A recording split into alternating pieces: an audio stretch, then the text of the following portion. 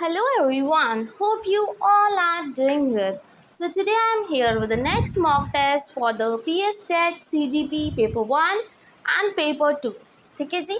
तो जैसे कि हमने पियाजे थ्योरी की, वागोत्स्की की थ्योरी की थी, कोलबर्ग की थ्योरी की थी, तो उन्हीं थ्योरी से रिलेटेड आज जो है हमारे PYQs हैं. ठीक है, ये सारे PYQs हैं. So let's start with the first question. Scaffolding in the context of learning theories refer to. सबसे पहले तो हमें पता होना चाहिए कि जो पियाजे थे उन्होंने कौन सी थ्योरी दी थी. उन्होंने कोग्निटिव डेवलपमेंट की थ्योरी दी थी. कोहलबर्ग ने मॉरल डेवलपमेंट की थ्योरी दी थी. ठीक है जी. सोशल कंस्ट्रक्टिविस्ट थ्योरी किसने दी थी? वागोत्स्की ने दी थी. और ये स्कैफोल्डिंग का जो प्रोसेस है ये भी किसने दिया था? वाइगोत्स्की ने दिया था. राइट, इतनी बात तो हम सबको पता है. अब उसके बाद वाइगोत्स्की जी ने क्या बोला कि जो बच्चा होता है वो क्या है? सोसाइटी में रह के सीखता है. 3 चीज़ों की इन्होंने बात की थी, सोसाइटी, कल्चर, लैंग्वेज, कि बच्चा इन तीनों चीज़ों से सीखता है. सोसाइटी, कल्चर एंड लैंग्वेजेस के थ्रू. राइट. तो अभी उन्होंने स्कैफोल्डिंग का एक प्रोसेस दिया, ZPD का इन्होंने प्रोसेस दिया था. तो उन्होंने क्या बोला कि स्कैफोल्डिंग क्या होता है? मतलब कोई बच्चा है वो साइकिल चलाना चाहता है, ठीक है, बट वो क्या है, उसको पैडल वाली साइकिल आती है, बट बिना सपोर्ट के वो साइकिल नहीं चला सकता.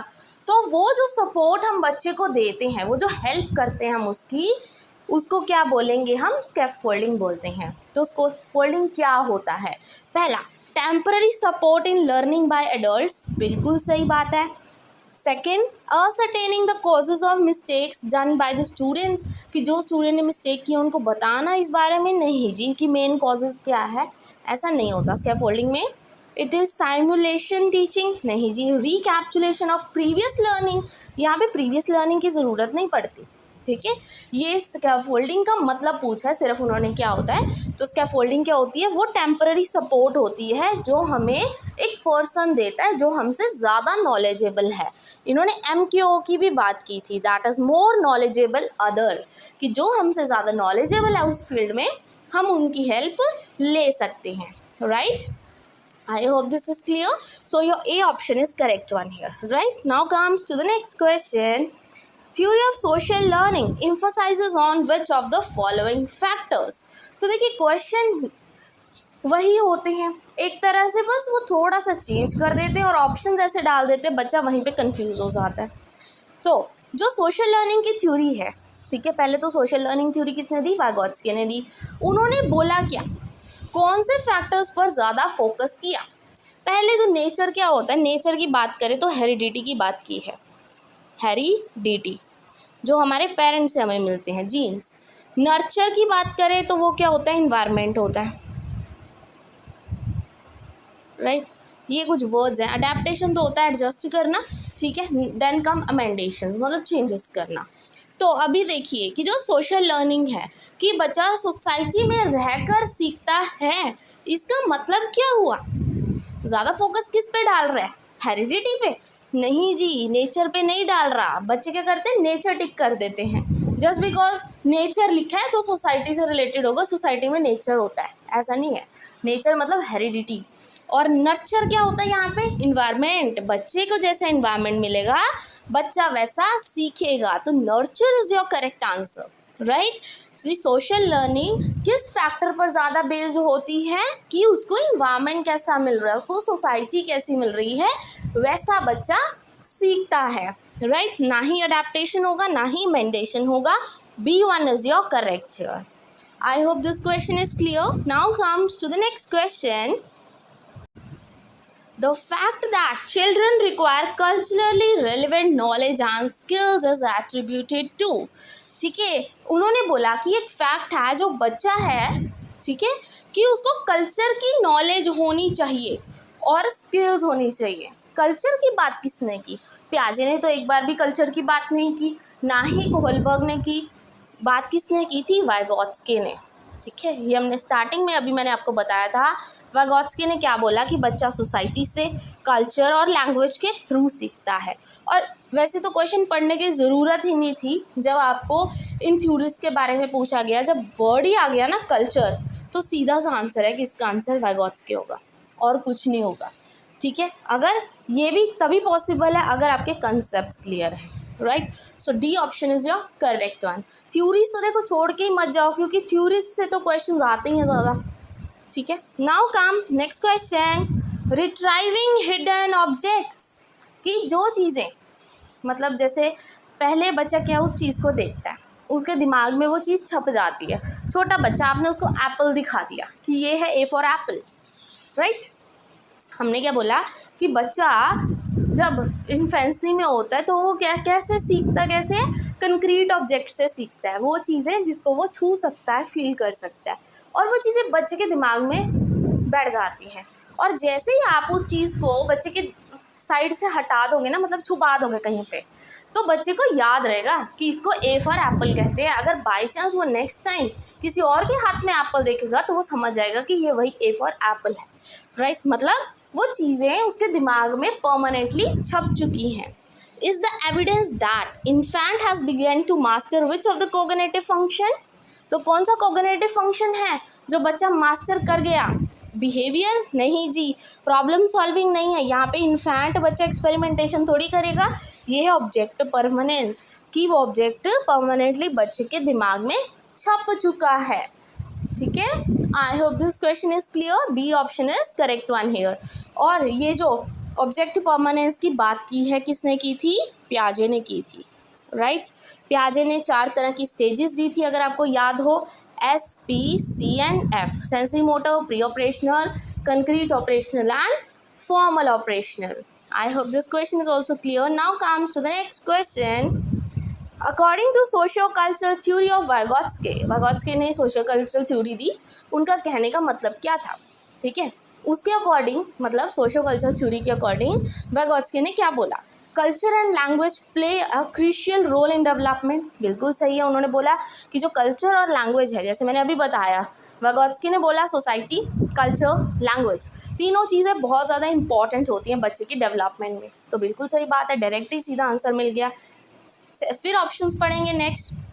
The child thinks in different domains and doesn't take a complete perspective, कि बच्चा अलग अलग डोमेन्स में सीखता है और एक कंप्लीट पर्सपेक्टिव नहीं बना पाता, ऐसा तो कुछ नहीं बोला वाइगॉट्स्की ने। Children think in abstract term, it presented abstract material at the lower age में तो कंक्रीट मटेरियल प्रोवाइड करता है, एब्स्ट्रैक्ट थोड़ी ना करते हैं। Self directed speech is the lowest stage of scaffold, नहीं जी, self directed speech lowest stage नहीं होती। जब बच्चा खुद को ही सेल्फ डायरेक्ट करने लग गया, अपनी गलतियाँ मानने लग गया, खुद को डायरेक्ट करने लग गया, ठीक है, अपनी वीकनेसेस खुद करेक्ट करने लग गया, तो वो लोएस्ट स्टेज तो होगी ही नहीं, वो तो हाईएस्ट स्टेज होगी कि बच्चा खुद से खुद को संभाल रहा है, ठीक है। तो यहाँ पे सही आंसर कौन सा है? First, A option is your correct one here, क्योंकि वाइगॉट्स्की ने बोला था कि जो कल्चर है और लैंग्वेज है बहुत ही इंपॉर्टेंट रोल प्ले करता है जब बच्चे की डेवलपमेंट की बात आती है, right. I hope this question is clear. The amount and the type of scaffolding to the child would change depending on the, ठीक है, स्कैफोल्डिंग की बात वाइगॉट्स्की ने की, ठीक है जी। तो उन्होंने बोला कि आप बच्चे को कितनी स्कैफोल्डिंग दे रहे हो, मतलब कितनी आप हेल्प दे रहे हो, कितना आप क्लू दे रहे हो, वुड चेंज, ठीक है, क्लूज चेंज होते रहेंगे। कहने का मतलब जैसे मैं एक टीचर हूँ, मैं एक बच्चे को पढ़ा रही हूँ और मुझे पता है ये बच्चा इस चीज़ में वीक है, मैं उसको क्लू दे रही हूँ, ठीक है, हिंट्स दे रही हूँ टाइम टू टाइम। अब मुझे पता लग गया कि वो बच्चा खुद ये चीज़ कर सकता है। स्कैफोल्डिंग तो होती है जब हम टेम्पररी बच्चे को हेल्प करते हैं और बाद में वो बच्चा खुद वो चीज़ करके देखेगा, ठीक है, खुद करने लग जाएगा इंडिपेंडेंटली, बिना किसी पे डिपेंड हुए।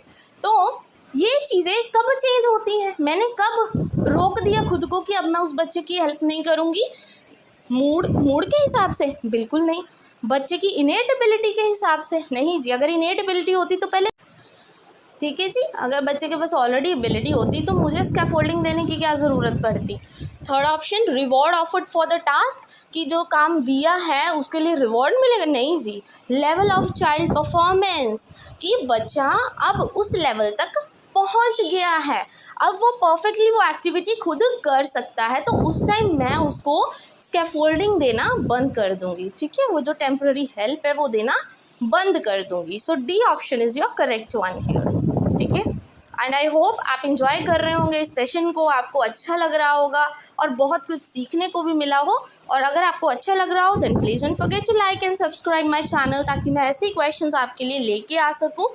ठीक है, सारे PYQs हम टाइम टू टाइम डिस्कस करेंगे, इम्पॉर्टेंट भी है, ठीक है, क्योंकि एग्ज़ाम ही बहुत इंपॉर्टेंट है अपने आप में। Now next question, according to Vygotsky learning can't be separated from. Vygotsky ने बोला कि लर्निंग किन चीज़ों से अलग नहीं हो सकती। वाइगोत्स्की ने पहले तो क्या क्या बोला, सोसाइटी, कल्चर, लैंग्वेज, राइट, 3 चीज़ों की बात की। तो उन्होंने बोला कि बच्चा तो ये 3 चीज़ों से सीखता है, सोसाइटी में रह के, कल्चर से और लैंग्वेज के थ्रू सीखता है। तो लर्निंग कभी भी किस चीज़ से सेपरेट नहीं हो सकती। वैसे तो पढ़ने की ज़रूरत ही नहीं है जब आपको डायरेक्ट आंसर पता है, सोशल कॉन्टेक्स्ट। सोसाइटी आ गई तो आंसर तो सीधा है, so D option is your correct one है। ठीक है, कई बार क्या होता है, टॉपिक्स क्लियर हो अगर आपको तो ईजीली आपको फिर तो ऑप्शंस देखने की ज़रूरत नहीं पड़ती, डायरेक्ट आपके सामने आंसर होता है, right. So D option is your correct one है। Next question, according to Vygotsky why do children speak to themselves. तो वाइगोत्स्की ने देखो ZPD की बात भी की, ठीक है, उन्होंने सोसाइटी, कल्चर, लैंग्वेज सब की बात की, उन्होंने फिर स्पीचेस की बात भी की। एक तो उन्होंने इनर स्पीच की बात की। इनर क्या होता है, जब हम अंदर अपने ही आप से बातें करते हैं, जैसे छोटा बच्चा होता है ना, पजल सॉल्व करता है, खुद से ही बातें करता रहता है कि अरे मैं इसको ऐसे लगा देता हूँ, ऐसे लगा देता हूँ, ठीक है, वो थी इनर स्पीच। प्राइवेट स्पीच की बात की उन्होंने, ठीक है। तो उन्होंने बोला कि जो बच्चा है वो खुद से ही बातें कर रहा है। हम भी कई बार देखो कोई क्वेश्चन सॉल्व करते हैं, मैथमेटिक्स का ही करते हैं या कुछ पढ़ना होता है, खुद से बातें करते हैं कि अरे नहीं यार ये ऐसा नहीं होगा, इसको थोड़ा चेंज कर देता हूँ। हम खुद ही खुद से बातें करते रहते हैं, ठीक है। तो उन्होंने बोला कि वो बच्चे खुद से बातें क्यों करते हैं। First, children use their speech to attract the attention of adults to them, just because उनको सेंटर ऑफ अट्रैक्शन बनना है, ताकि दूसरा उनको देखे कि हाँ ये बोल रहा है। ऐसा तो कुछ नहीं है।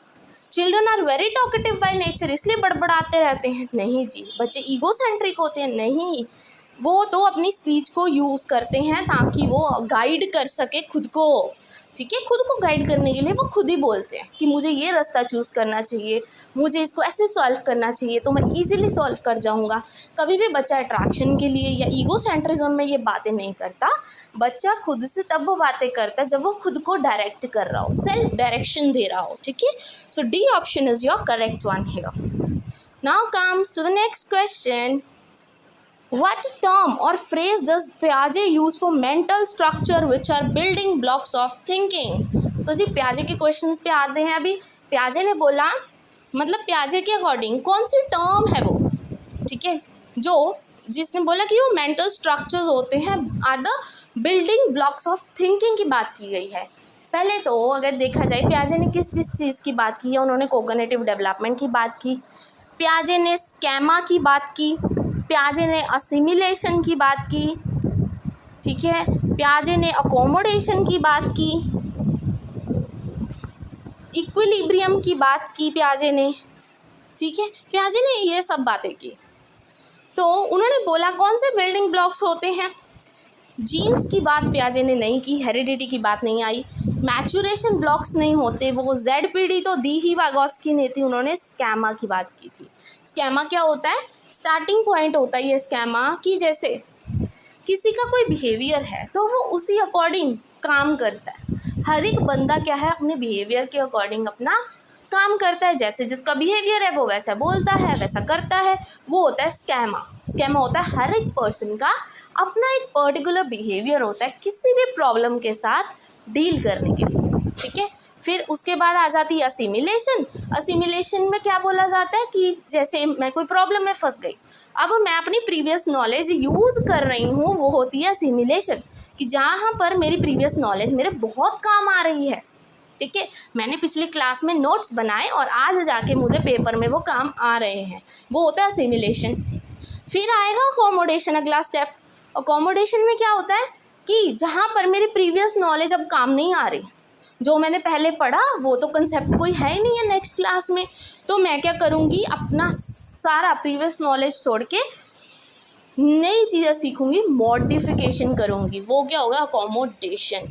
तब क्या आ जाएगी, इक्विलिब्रियम, मतलब बैलेंस हो जाएगा प्रॉपरली, मैं उस कंसेप्ट को सीख जाऊंगी। ठीक है, तो पियाजे ने किस चीज़ की बात की है? सिंपल, उन्होंने स्कैमा की बात की है। राइट, ये 4-5 चीज़ें हैं, जहाँ पे दिख जाए समझ लो आपका आंसर वही है। ठीक है जी, so I hope this question is also clear. ठीक है, so these are the question जो आज हमने डिस्कस किए हैं, these are the very important question. और अगर आपको आज की क्लास अच्छी लगी हो then please don't forget to like and subscribe my channel. Thank you very much.